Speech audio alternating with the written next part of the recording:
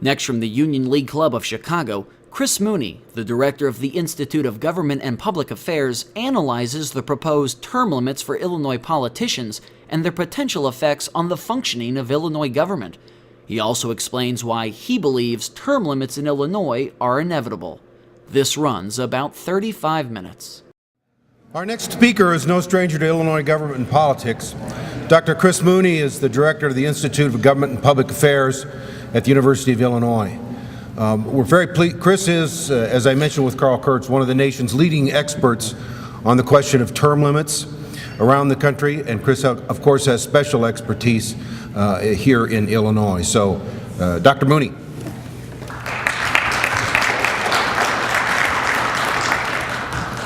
Okay, thanks very much. But I will say that, well, first of all, let me just say, IGPA, and the Institute of Government and Public Affairs at the U of I, we are the, am I not on? Oh, okay, okay, let me do this. Well, it's not gonna come off. Okay, we're the public policy think tank at the U of I that focuses on state of Illinois issues. We're not an advocacy group. I'm maybe one of the few up here that doesn't try, well, I'll try not to have a point of view on this. And I tell my people all the time, we're not an advocacy group except that we advocate for better information in the public policy discussion in this state. That is our constituency.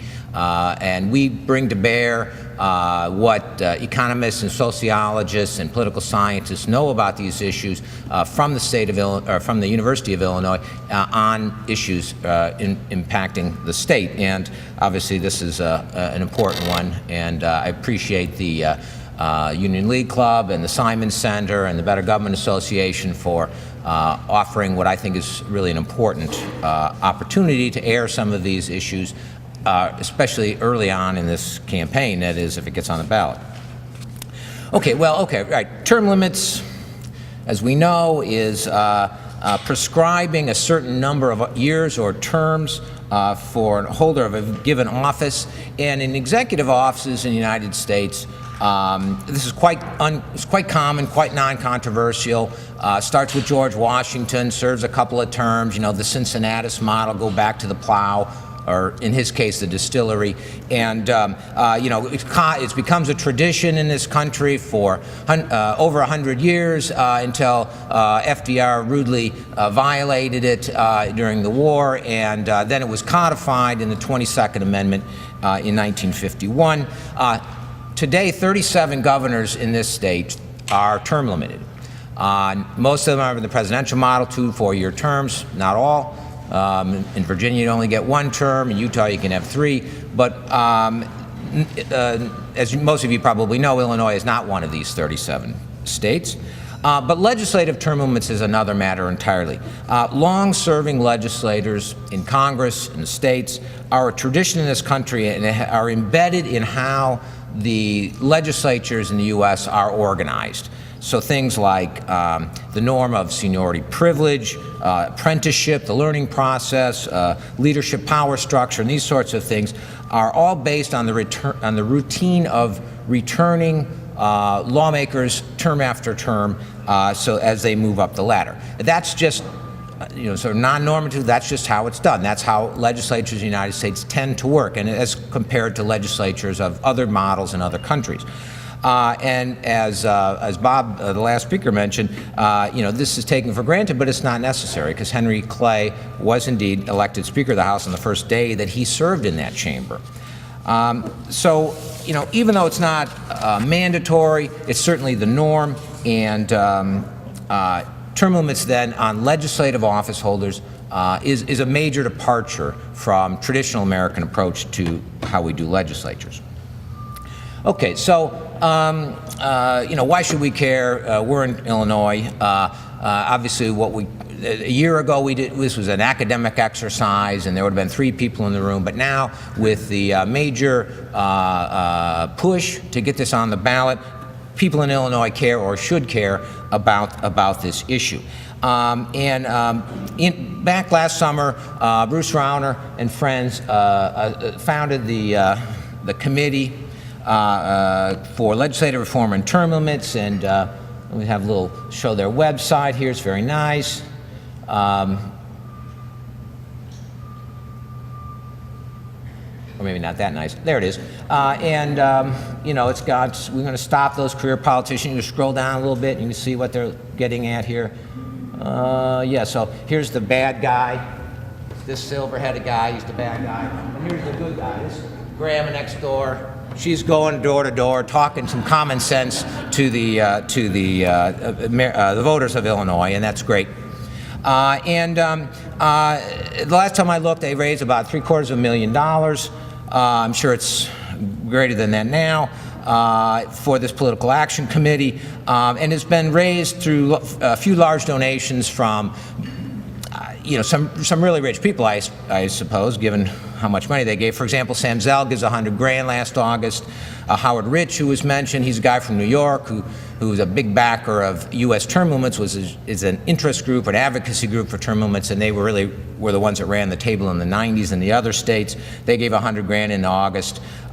Jennifer Just, who runs a investment firm here in town, that's all I know about her. She gave $100,000 in February. U.S. term limits itself gives $40 last month, and then Rauner gives $250 last December. There's another 20 that gives sort of 100 or 1,000 to 25K that have been currently reported. But basically, we're talking about 4 or 5 people, entities that have bankrolled this thing. Rauner himself's given like 3/4 of this money. Because of that, some have argued, and it's been discussed, that this may be a ploy really to augment Rauner's gubernatorial bid. Maybe. I don't really know, but if it is, it's a darn smart one, because it really helped him differentiate himself from the other candidates that he was running against, especially in the Republican primary. He says, I'm for term limits. You know, 80%, 80% of the people in Illinois love term limits. The other 20% aren't paying attention, or they read the question wrong, or whatever it is. Everybody loves term limits. And who is he standing on the stage with? You know, 3 long-serving state senators and a treasurer who used to be in the well, you know, you get the picture. It's great for him. He's a man of the people, and he's got that watch, so it's all good for him. So whether or not he deeply believes in this or it's just a ploy, we don't know. It doesn't really matter, because the genie's out of the bottle right now,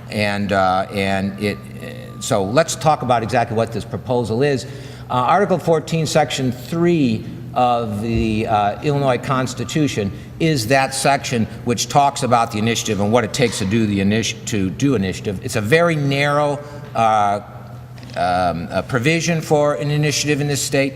Well, as was mentioned last time, and before we even talk about term limits, we have to talk about what this is all about.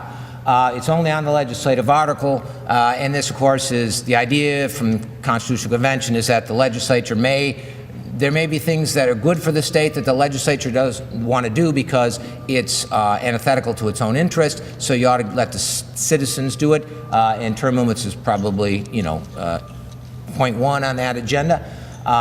They need to get, in order to get on the ballot, you need 8% of the votes cast, signatures amounting to 8% of the votes cast in the previous gubernatorial election, which, as was mentioned, is almost 300,000. They need to be collected within 2 years and 6 months of a general election. This process started last summer, so the 24 months doesn't matter.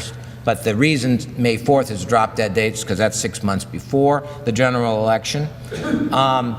You've got to get 3/5 of those voting on the amendment to agree to or they vote yes on this thing to get it to pass, or a majority voting in the whole election. Again, as was mentioned, some of this stuff's going to be redundant from previous speakers, but as a college professor, I know that you say things 3 or 4 times, and sometimes people remember it. And then there's this the structural and procedural subjects provision, which is a crucial thing. Amendments are limited to structural and procedural subjects having to do with the legislature, and the Supreme Court has interpreted this to mean the and is actually and. It can't be either or. It's got to be both structural and procedural subjects in an initiative to get onto the ballot. So this is a pretty high bar. It's the highest bar of any initiative process in the country. and that's why we've only had one in the lifetime of this Constitution since 1970. What really matters on this are two things. Number one is money. Okay, you've got to have that money for the signature campaign, which, all over the country, as Carl can attest, living in Colorado, and anybody that's been to California lately, you go down to Santa Monica and you can't walk down the Strand without 16 people trying to get you to sign a petition. Those are all paid, and so you need, in this modern day and age, it's not grandma going next door and talking to the neighbor. These are hired people. Also, you got to pay your legal team, and you're going to need it to get around this last one in particular. But in this case, I don't think that's going to be a problem, right? They've got, there's 4 or 5 of them got together and raised $750,000. They could have a poker game and skim off 10% out of the pot, and they could fund the rest of it or something like that. So there's no problem with the money. But the big problem is the Supreme Court, has been alluded to a couple of times. The Supreme Court has to agree that the Article 14, Section 3 is met by the proposed initiative, that it does indeed deal with structural and procedural subjects, and that's really the crucial point. That's an open question. Okay, you never know what the Supreme Court's going to do. They can do whatever they want, and their word is law, literally. And I think we'll have a talk a little bit later about some of the finer legal points here, but it's possible this could get on, and as well as the remap one. I don't know. But again, make no mistake, if it gets on, it's going to pass. So the real question in this whole process is, what is the Supreme Court going to do? Okay, now the other component of this whole situation in Illinois, besides the initiative aspect of it, is the content of the proposal itself. And there's 3 aspects to the term limits aspects to this proposal. The first one has been mentioned: no person may serve more than 8 years in the General Assembly. Lifetime ban, 8 years. You can do a term, come back in 20 years, do another couple of terms, doesn't matter. It will be the strictest in the nation in a sense. I mean, you saw the Nebraska one is also an 8-year lifetime term, but it's Nebraska.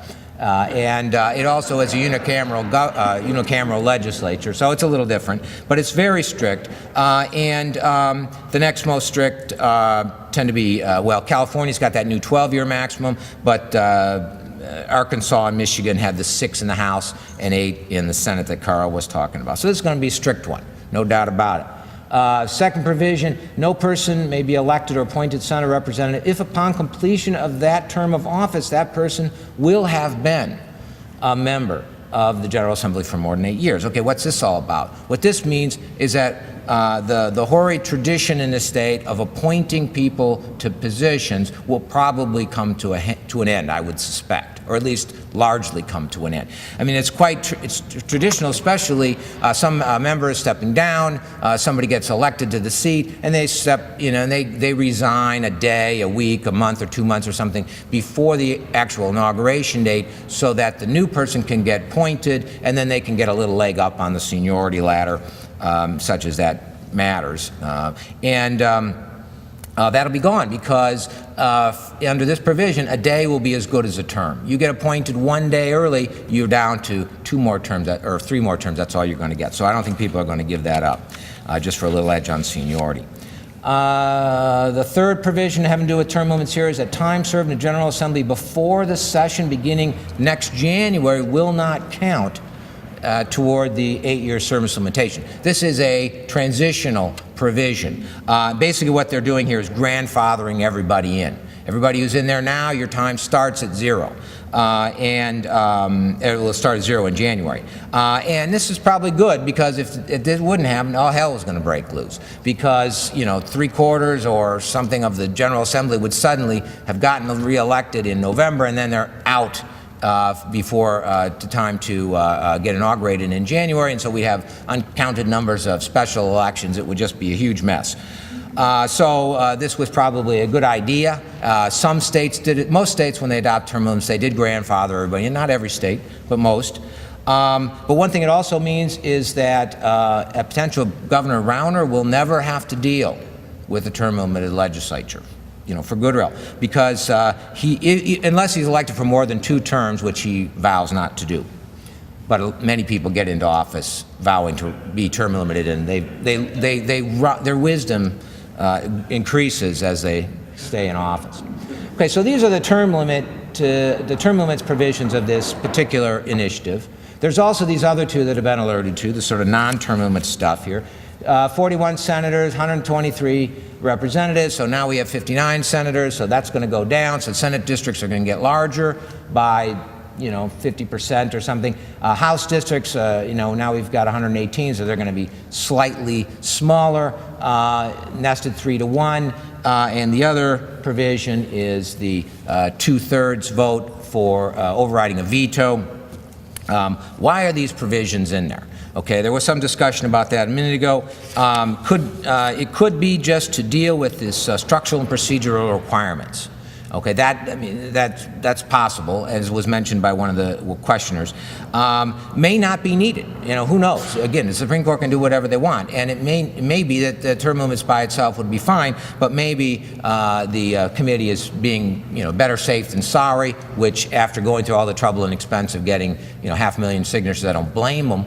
I think that's a good idea. The number of seats provision. I don't know what that's going to do. It's sort of rather arbitrary in itself. It's the veto. We do know what the veto provision will do. It make the governor stronger in this state. It's hard enough to override a veto right now with 3/5. With 2/3, it'll be even harder. So this will increase the strength of the governor if this passes. Just this provision, the veto provision.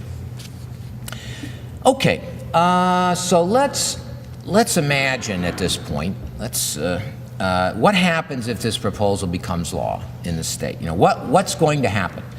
And this is purely speculative on my part, but based on what we know about the Illinois General Assembly and based on what we know about the impacts of term limits elsewhere, I think we can make some educated guesses. And I think anytime you're considering a public policy change, this is exactly what you need to do. You need to think, okay, if this happens, what are we going to do? Or what's going to happen? So let's break it down by the good, the bad, and the ugly. This is normative, and I said I wasn't going to be advocating anything here, and I'm not. But we want to think about it in terms of what the pro-term limits people have to say, what the anti-term limits people have to say, and we can kind of assess their expectations. What have we been promised, pro and cons, by these advocates? What do we know about these impacts in other states? And what do we know as how it relates to the Illinois General Assembly? The problem with this initiative, or with this proposal in the 90s, when this thing got rushed through, was that we had absolutely no information about what these things were going to do. No, it was de novo. There was some of these term limits in South America, but nobody seemed to think that was quite relevant. So they just made a bunch of claims and ran with it. Everybody loves term limits. It passed.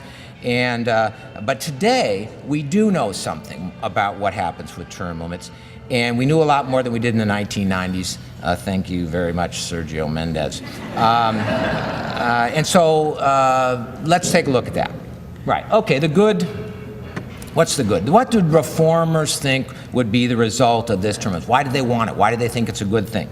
Well, number one on this hit parade, get rid of Mike Madigan, right? He's the boogeyman of the GOP, of editorial writers around the state for many years now. And this proposal will indeed get rid of Mike Madigan in 2023, when he's 81 years old, because he will be grandfathered in along with all the rest of them.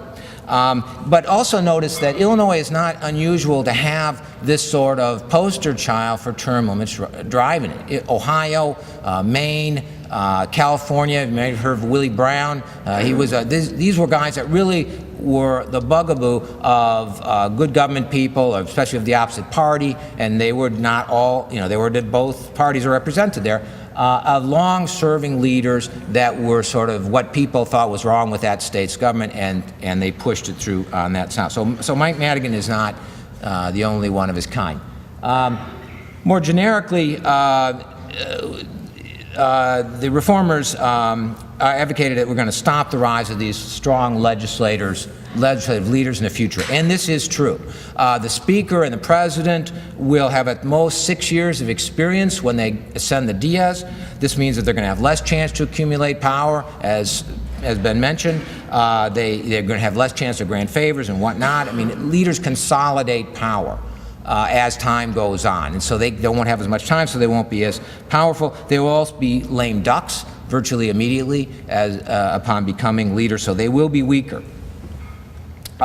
Greater turnover, Carl had that nice chart. Yes, indeed, we're going to have more turnover in the state legislature. We can expect that a little over 25% of the House will be freshmen every term. That's not that different than it is today, especially in the last few years. We have a lot of turnover there. But most strikingly, a little over 50% of the Senate will be freshmen at any given moment, and that will be a big difference. Another thing that the advocates of term limits said we were going to get was a citizen legislature, right? You know, the shopkeeper taking off the apron. By God, I'm going to go down to Springfield and bring some common sense into government. That turned out not to be the case. Again, as Carl alluded to, term limit lawmakers who are elected under term limits are no different than those elected in a non-term limit situation. They're no different, I should say, in terms of demographics.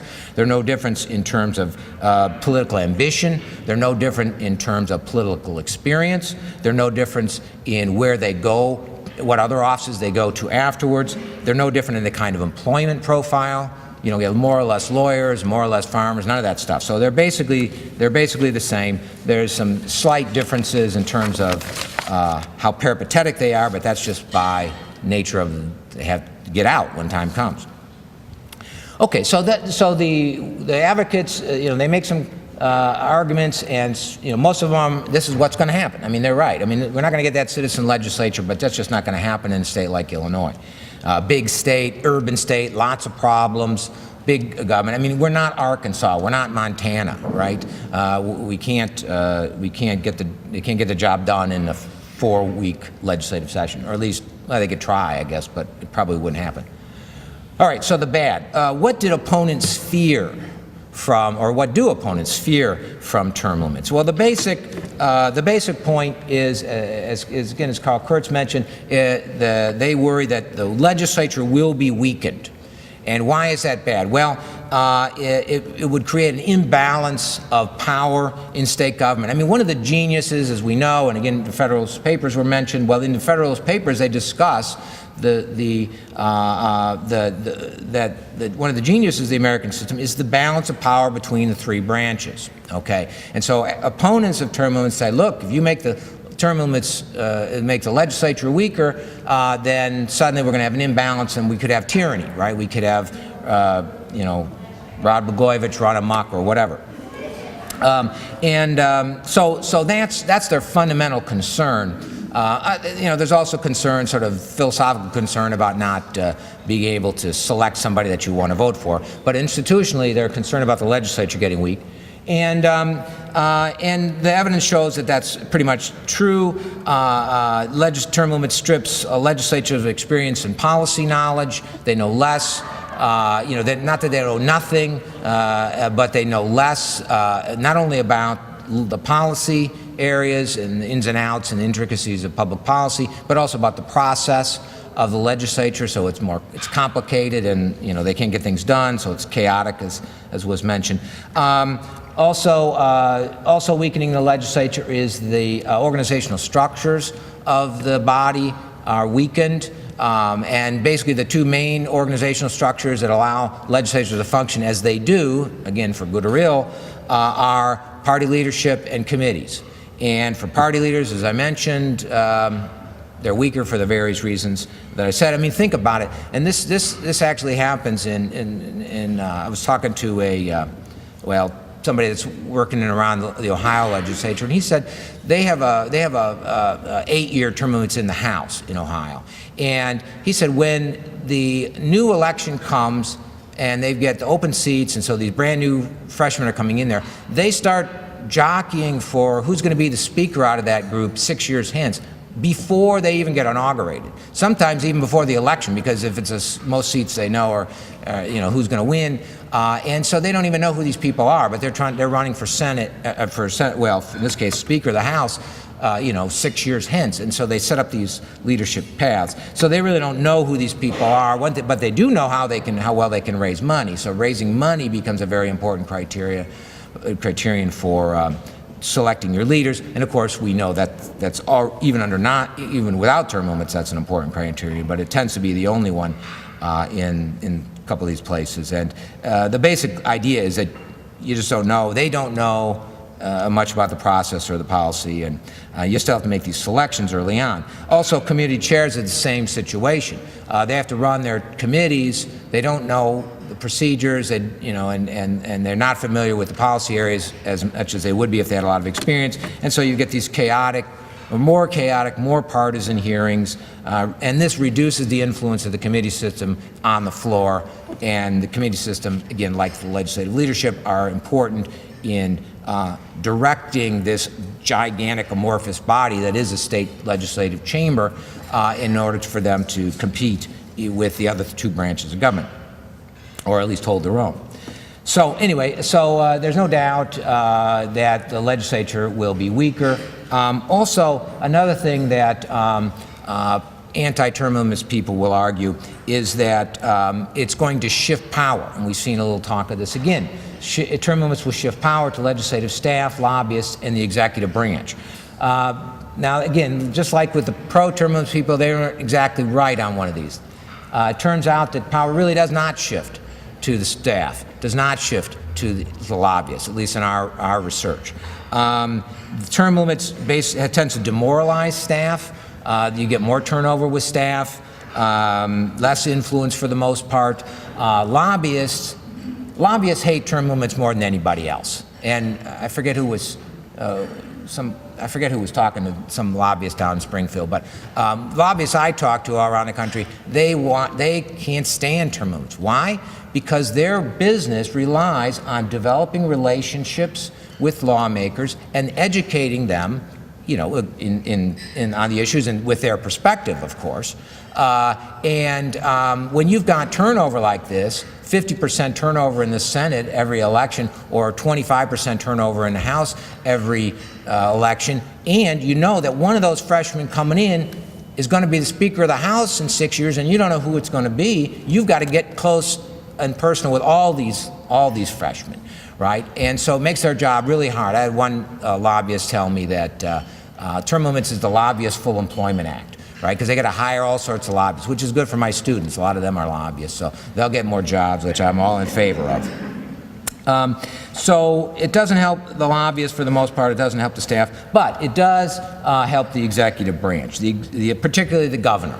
Legislatures that are term limited defer to the governor much more than they do before term limits. They don't have that independent power base, and that's probably the single most powerful finding of the study that we did, and some other studies that I've read that other people have done, that over and over again the governorship rises in its influence in the state when you get term limits in.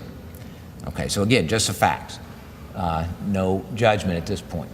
Okay, now the ugly part here is, regardless of the previous experience of 15 other states over the last 20 years with term limits, regardless of having 8 years to prepare for term limits coming down the track, if this passes, they're going to see it like a big freight train coming down straight at them for 8 years. It is quite likely that the transition to term limits in 2013 is going to be a major mess in the General Assembly, as all of the actors involved try to get adjusted to it. So they're not, I mean, if past time is any experience, and maybe I'm underestimating the planning, the foresight, the care with which government will be looked after, but other states, we've not seen this. It just goes nuts when term limits hit.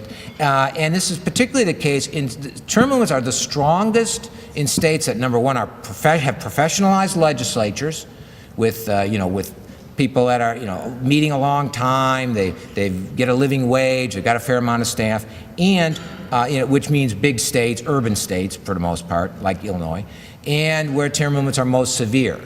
And Illinois has got both of these in spades. We're one of the most professionalized legislatures in the country, and we're going to have perhaps the most severe term limits in the country. So it's going to hit us like a ton of bricks. And the closest parallels really are California and Michigan, which had this sort of 6 in the House and 8 in the Senate term limit when they first started off. California has since changed, but and it took these states years to figure this out. And even if you could, arguably have they done so yet, I don't know. But I mean, it's a lot less chaotic now than it was when these things first hit. There was constant leadership fights, constant internal squabbling, lack of comity, comity with a T, lots of comedy with a D, and policy gridlock. It was quite messy. Politics and governments will be unstable in Illinois. It will be messy. But again, some people may argue that we've got too much stability in the state, so this may be a good thing. But that's what it's going to look like. It's not going to be pretty, even with all this time in advance. Okay, so let me just conclude by saying, term limits state legislative term limits is going to be a radical change for politics and government in Illinois. There's no doubt about that. I think both sides of this debate will agree to that. And again, some people are going to say that's a very good thing, right? And I can't argue against that, given the current state of affairs in Illinois politics and Illinois fiscal management, et cetera. But what I hope, again, as a person coming from the Institute of Government and Public Affairs perspective, is that we might have a discussion of this issue in this campaign based more on the existing empirical evidence about what we know about the potential impacts of term limits, rather than sort of a motion and a wing and a prayer, which is how these things mostly, mostly play out. They may be asking too much. I don't know, but I would like to see something like that, and that's why we get involved in this, because we want to inform the discussion as much as we can. But regardless of what we know about term limits in other states, regardless of even if you think it's a terrible thing, and if all these effects that I've just mentioned, you think those are bad, hold on your hats, as Ben mentioned. It's gonna, if it gets on the ballot, if the Supreme Court allows this initiative on the ballot, it's going to pass. And if it passes, there's going to be a huge change in the legislative process and governing in Illinois, for good or ill. So get ready. You're watching the Illinois Channel.